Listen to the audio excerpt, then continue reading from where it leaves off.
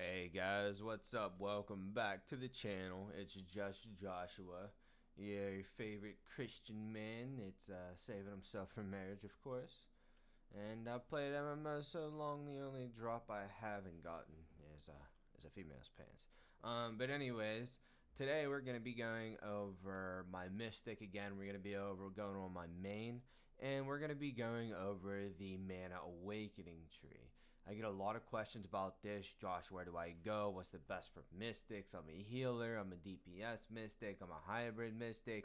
I only PvP. I only PvE. You know, there's so many aspects to go into it, and there's no matter which goal or objective you're going for on Mystic, you can really build any of them for anything. That's the great thing about this game. However, I will be going over what I personally go and what I personally believe the best is. However, everybody's playstyle is different, especially on something like Mystic. Mystic is one of the few hybrid classes in any game, and we do it very well. So take what I say with this with a grain of salt. However, I will be showing you what is effective, and your decision can be based upon that. So without going too deep into that, we will go right into our mana awakening tree. Now, in my last video my first Elyon Mystic video, I went over this in beta, but they changed it with a patch right before, one day before launch. And they changed everything. They changed absolutely everything in here. So whatever you've seen in that video is no longer relevant. So I'm going to go in depth with this one. So the first thing to know is these three trees down here, they are no longer tied to your ultimate ability. They are now individual nodes. So for example, this one is agility. It's stamina recovery, max stamina, and attack acceleration. This one is decreased damage taken universally by 3%. Increase critical hit defense by 3% and decreases critical hit damage taken by 6%. And so that damage taken by 6% and the decreased damage taken in general do stack on top of each other, by the way. So excuse me, you are now taking about 9%. Actually, it scales. It's a multiplier, not an additive. So you're taking substantially less crit hit damage overall. And then this is the one I personally go for most builds. If I'm strictly running PvP for the day, I will actually run the preparation and I'll go blue tree because a lot of it is dodge.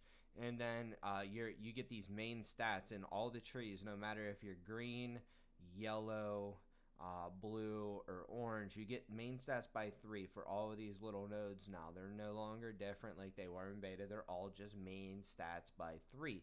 It's these nodes that are slightly different, but they're the same idea. So for example, in the orange tree right now, these are all min and max attack. However, if you read them closely, this is min attack by 10, max attack -5.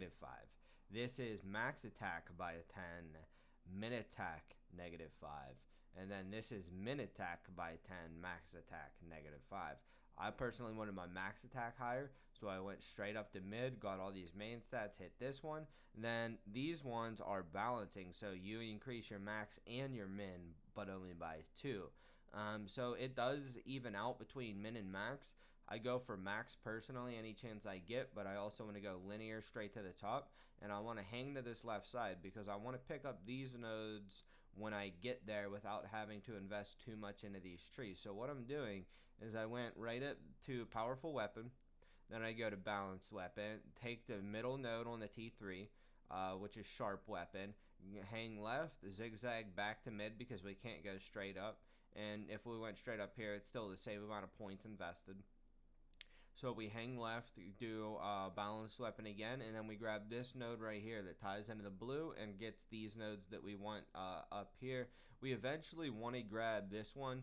So later in the build, we may hang right and then go up through here and then take powerful weapon and then take sharp weapon instead of going up left tree because we might want to pick up critical hit. However, this is going to be like the last node I grab if I'm able to grab it in the season. because I'm going to grab other things. Like I'm going to grab magic damage first, and then I'm going to start immediately going down here. Actually, I'll probably go down through the mid because it's better. Versatility is huge in this one. So versatility is a unique stat that you can't get many places. But if you see, it increases damage dealt, increases healing given, and decreases incoming damage. So it's not only a DR, but it's also a damage increase. However, with this Mana Awakening tree, I grabbed all the main versatility nodes I could. I grabbed this one, this one, went down through the mid, and then also grabbed that one, hit this, and then I grabbed a couple other of these versatilities just to see what it was. I ended up with 38 versatility, and it was only about it was 1.98% extra damage done and less damage taken. So you had to take a bunch of nodes for only about 2%. However, that is 2% extra DR and more damage done, which scales on top of everything else. So it can be good for late game builds. I'm just not focused on it right now, but this is the one that I am focused on. It is the Lifesteal by 3%. So 3% doesn't sound like a lot, but let's say right now, even with only 400 gear score, because I've had terrible RNG, and I know people are like 550, almost 600 already. I'm not there personally, but me, with my gear score, I am doing almost 3,000 a tick with Toxic Swarm, and that's just one Toxic Swarm and one tick. 3% of 3,000 is almost 100, so every time my Toxic Swarm ticks, I am healing 100% just off of that one mob. If I'm pulling groups, I'm basically healing, thousands of HP per tick with multiple Toxic Swarms. So it basically makes you unkillable in a PvX environment. So like if you're getting ganked while grinding, as long as mobs are up, you have unlimited healing and you're gonna win that fight. So the lifesteal is absolutely huge, and it also allows you to pull out of. Hold on.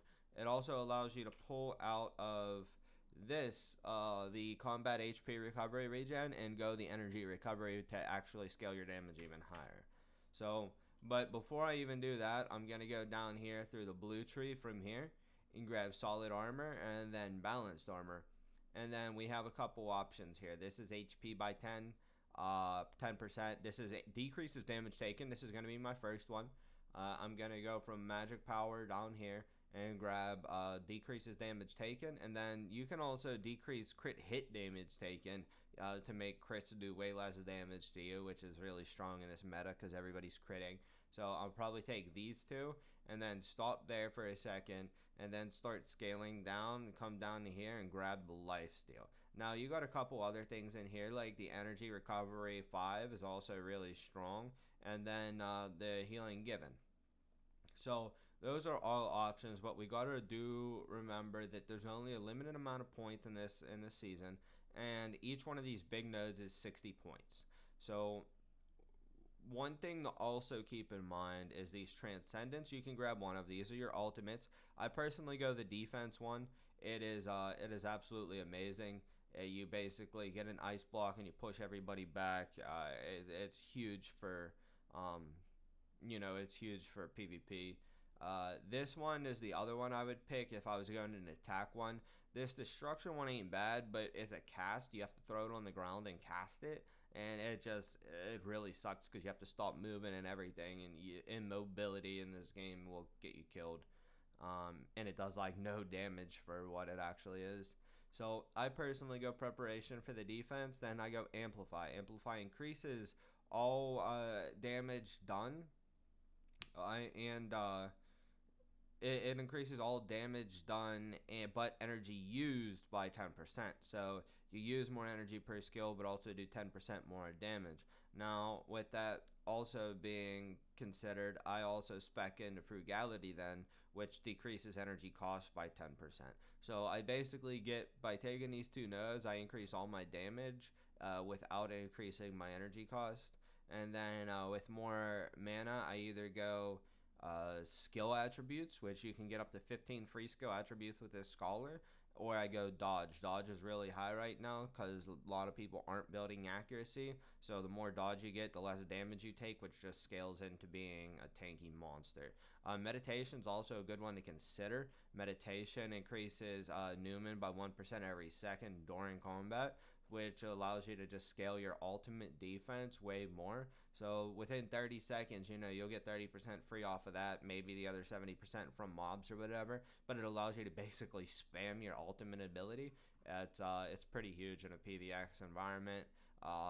Accuracy is also one to consider. I personally won't go it. I build accuracy in other places, and it increases max energy. It's okay. I wouldn't go it. Personally, the ones I would look for, I think Amplify and Frugality are required, and then I'll personally do Agile, but you can basically consider Accuracy, Scholar, or Meditation as well.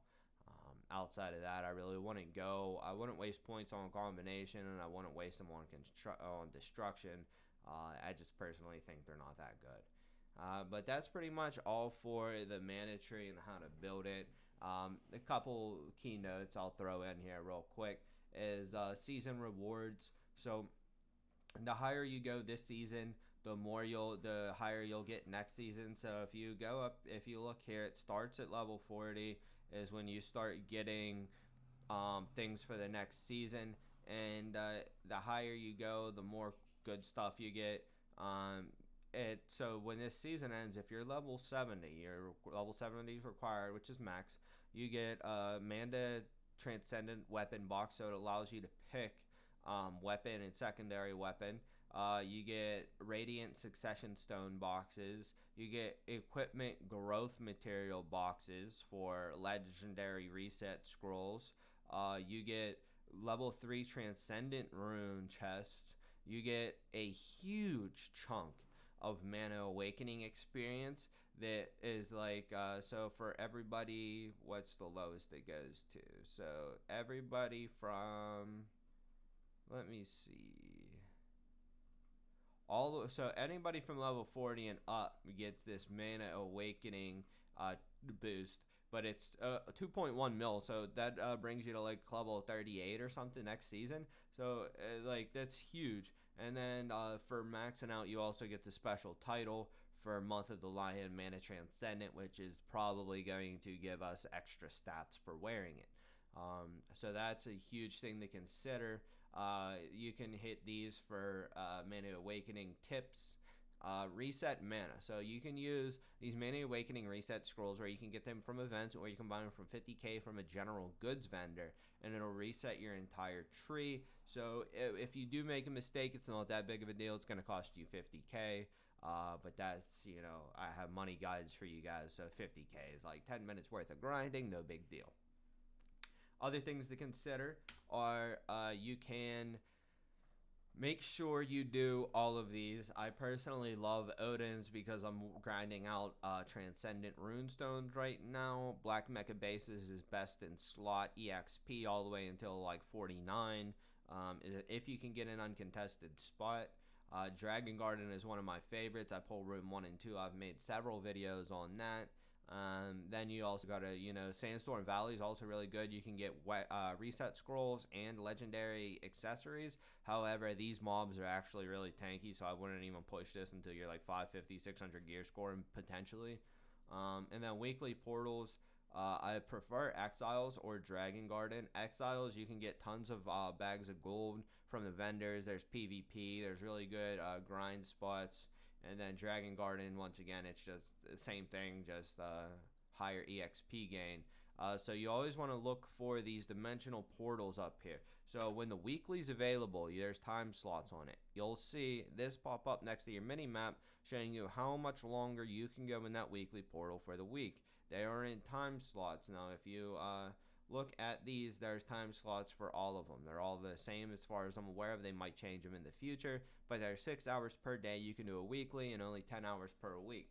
If you hit escape and you look at the top here, you can actually see how much daily portal and weekly portal you got left per week, but these are separate per character. So you can grind them on your main, your alts, all separate, and they're actually really good.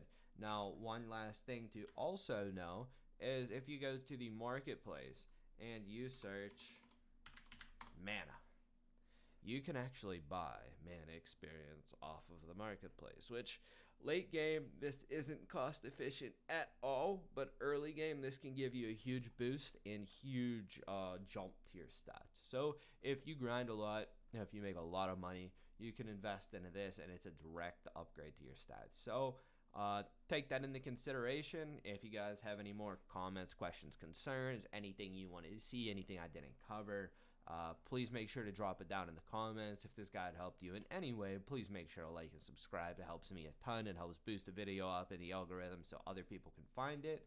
And yeah, thanks for watching. Stay tuned. Hope you're enjoying Elyon, and I'll see you around.